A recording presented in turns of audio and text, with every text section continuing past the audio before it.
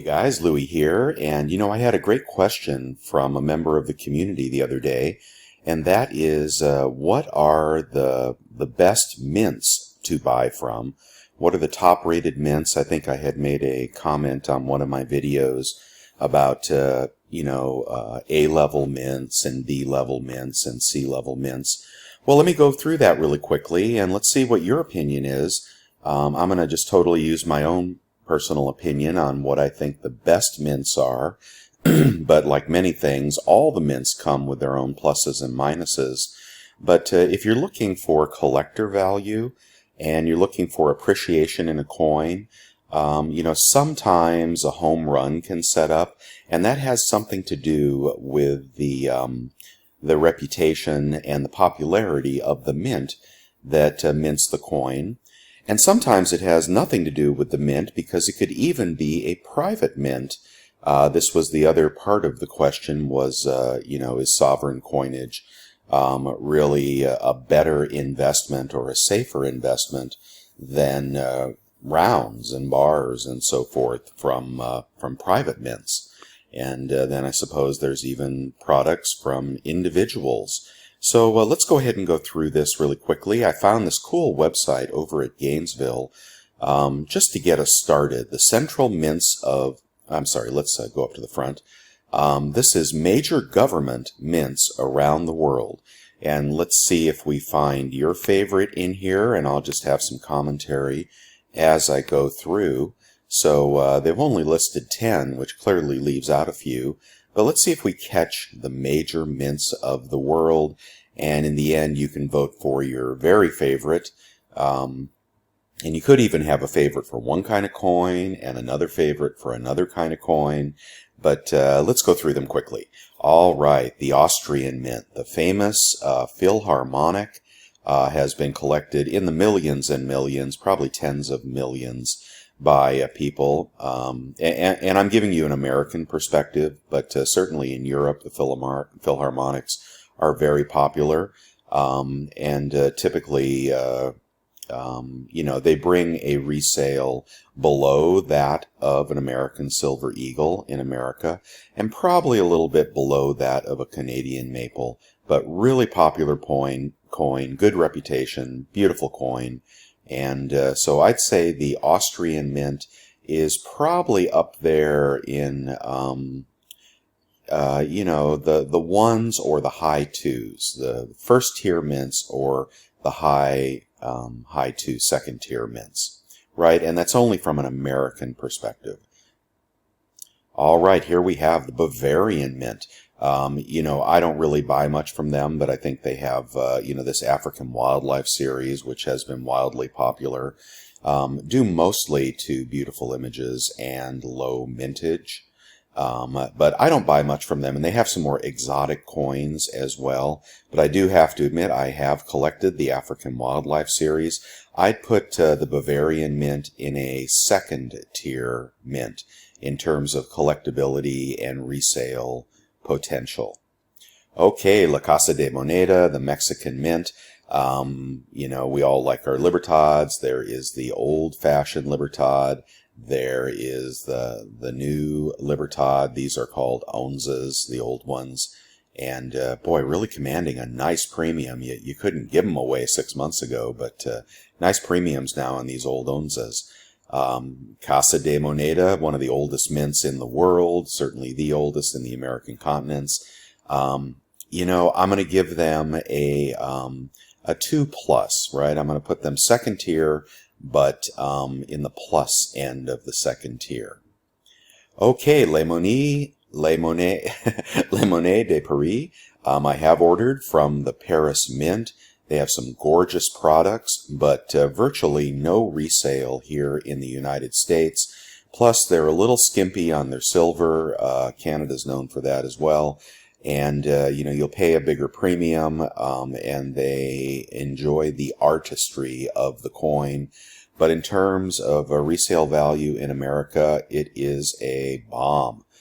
Beautiful coins I've bought from there in the past, but I put them as, for my particular video here, I'm going to put them as a third tier mint, when it comes to collectability and resale value of collector coins, not about artistry.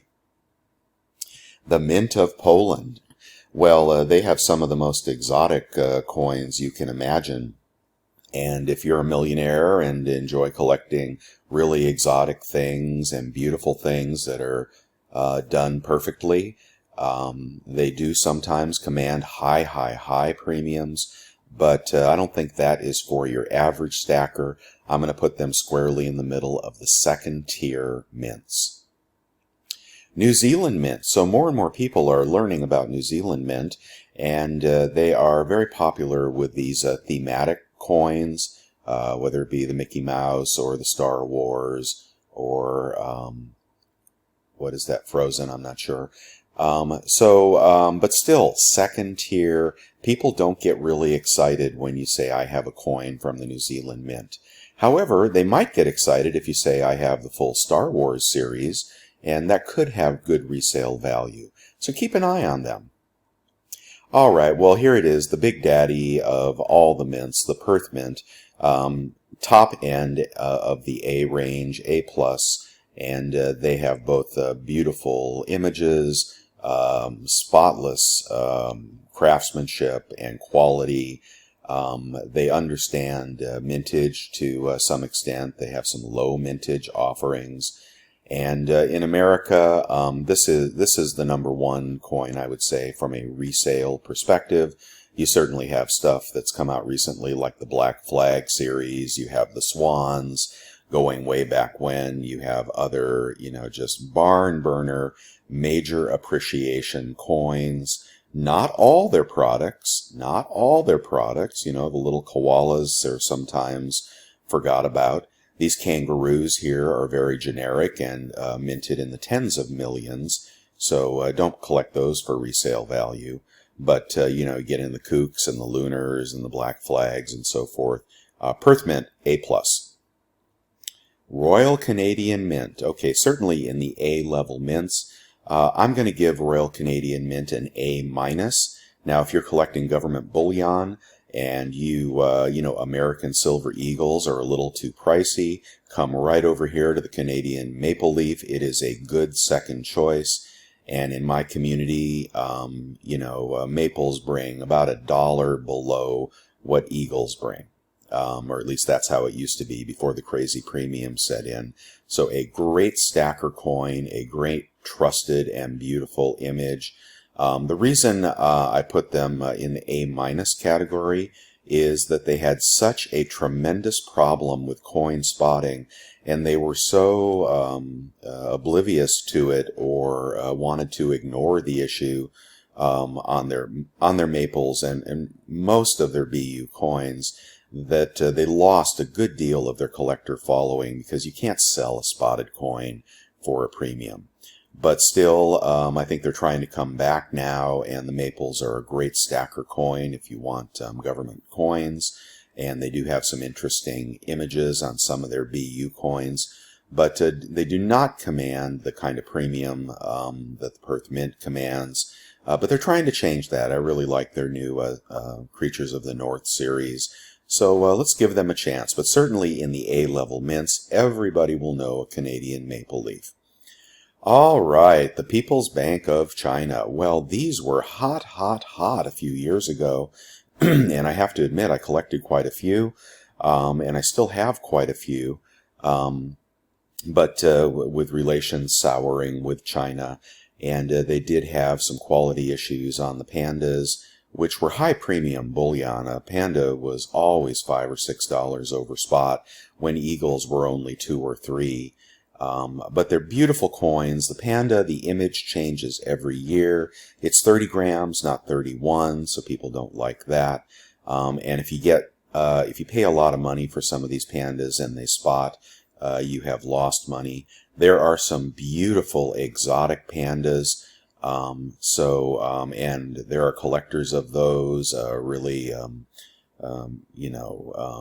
discerning collectors.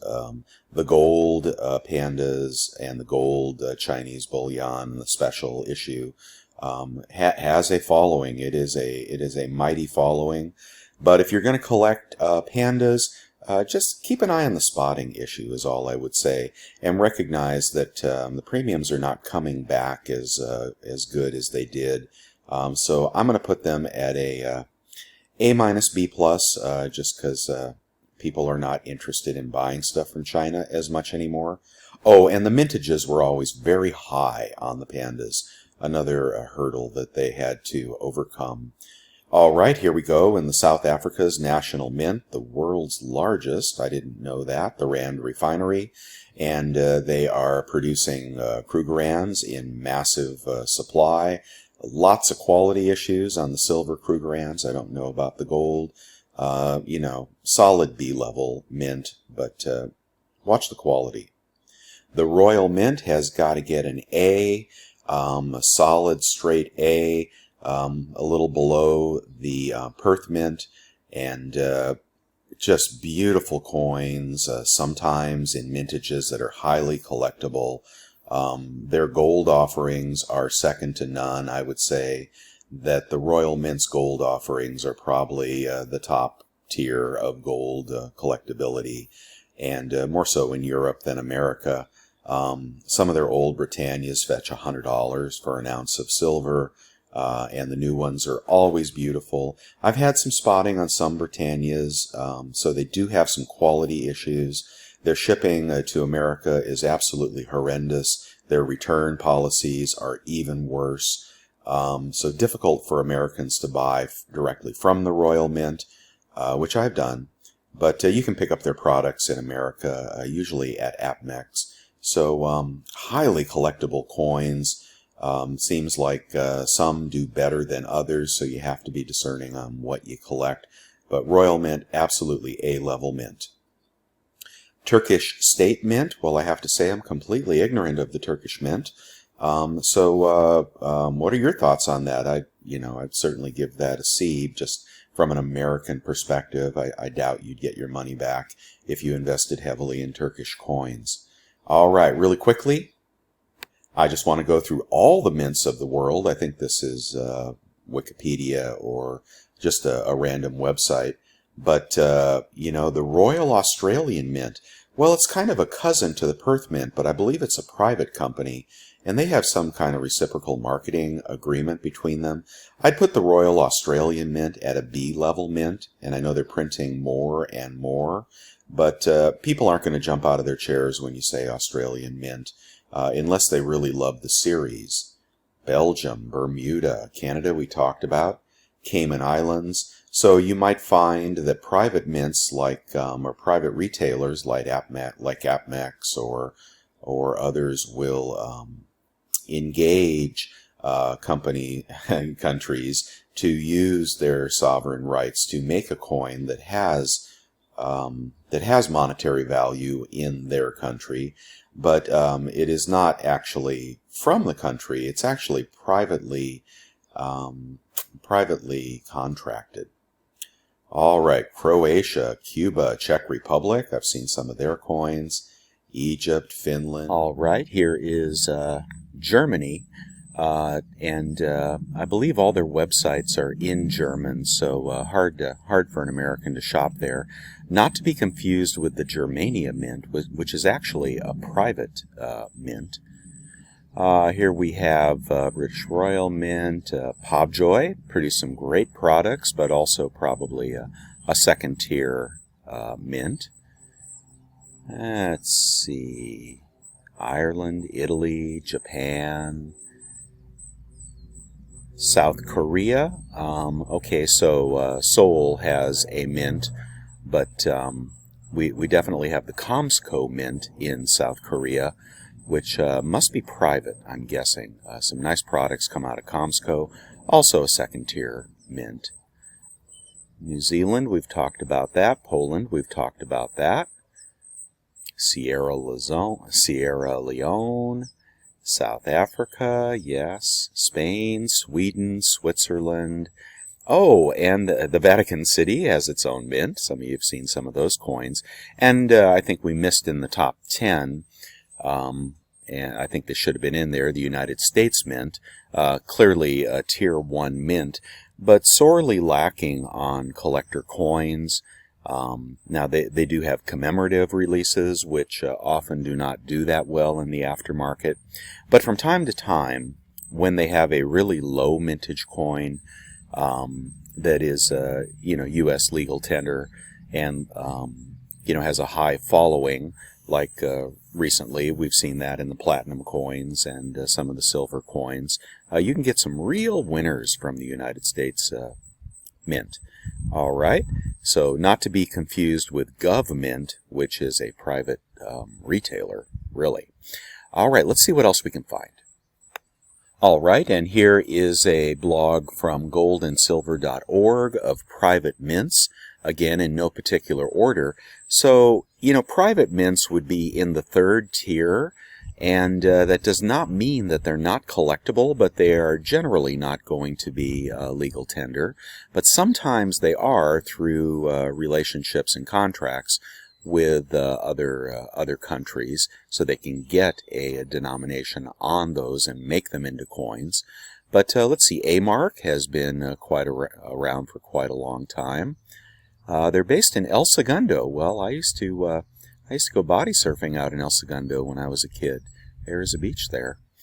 Let's see, ABC Bullion, no. Anonymous Mint, some beautiful products come out of Anonymous Mint, but definitely third tier, and I think usually rounds, not coins.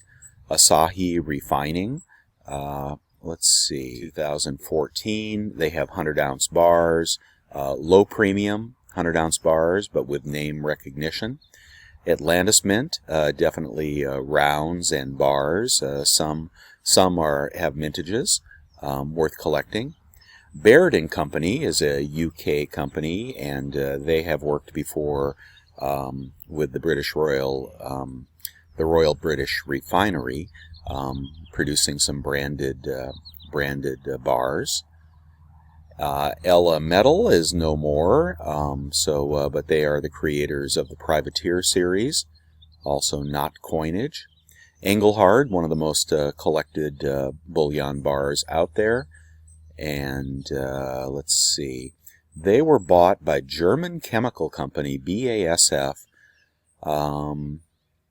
in 2006.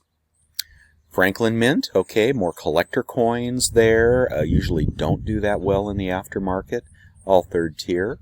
Geiger et Metall, not to be confused with Elemetal, German, must be a private mint. Golden State Mint, you'll see a lot of their products. Sometimes you'll see products that are coins through contractual relationships with smaller countries. Grove Minting, never heard of them.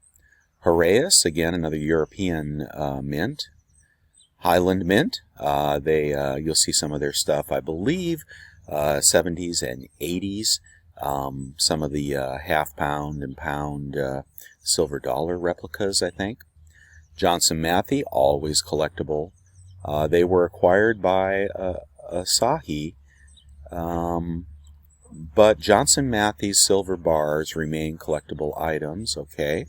MK bars, we know MK well. They do poured silver. Monarch, also silver rounds and bars. OPM is no more. It was purchased by the Elemental Group. Osborne, yes, I have some Osborne rounds. Pamp Suisse, all right. This private mint is one of the most technologically advanced mints in the world, established in 1977.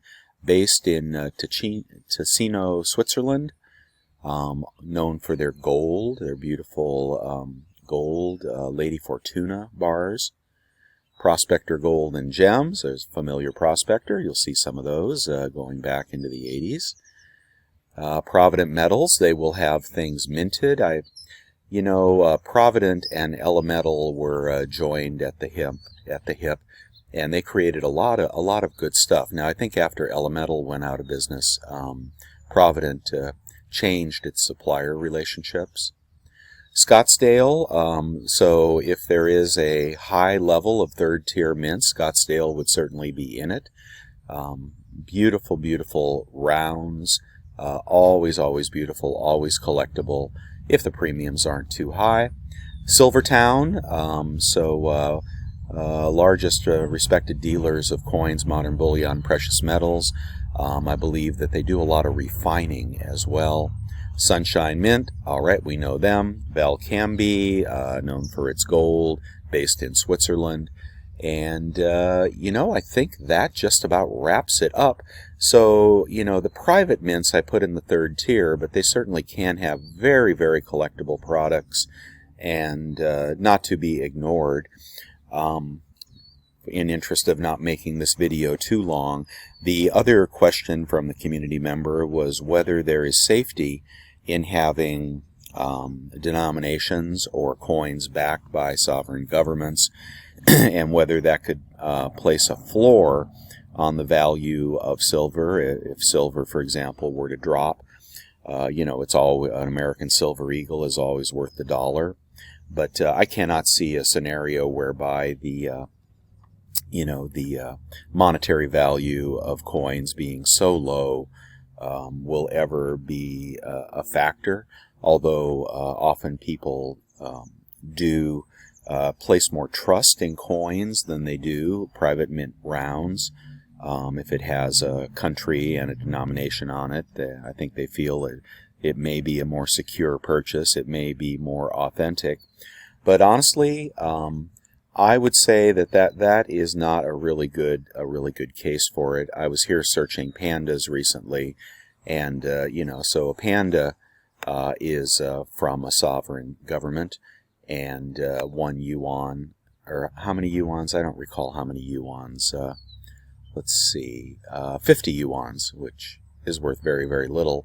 But the panda, being from a sovereign government, is one of the most counterfeited coins in the world. The silver eagle is also heavily counterfeited. So I don't know that having a sovereign, mintage really protects you from counterfeiting either. So what are your thoughts on that? And what is your favorite mint? Or list your top 1, 2, or 3.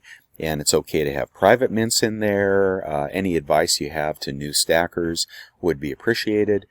Sorry this video went on so long. There's really a lot more to talk about here than I thought. But tell us your favorites, and let's get the conversation going. All right, thanks everybody. Louie signing out. Have a great weekend.